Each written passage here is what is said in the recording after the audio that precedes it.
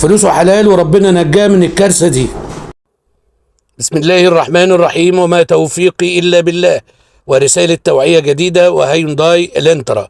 طبعا العربية اللي معانا احنا بنفحصها كده، راجل بيشتريها طبعا على أساس العربية سليمة.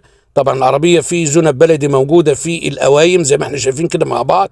القوايم فيها معجون، القايم الأمامي والقايم الوسط والقايم الخلفي فيه معجون واضح تحت ايدينا المعجون. طبعا العربية كده فيها شغل في القوايم من الناحيتين، الناحية الشمال والناحية اليمين كده. طبعا العربية فيها قطعية في السقف، والعربية دي مغيرة السقف. طبعا هنرفع العربية بعد كده ونشوف العربية فيها كوارث تانية ولا لا. طبعا الراجل بيبيع العربية على اساس العربية سليمة. لما رفعنا العربية لقينا في شغل اسفل العربية بالعرض. العربية دي مغيرة النص الخلفي، وده سيليكون موجود على التغيير النص الخلفي زي ما احنا شايفين كده مع بعض.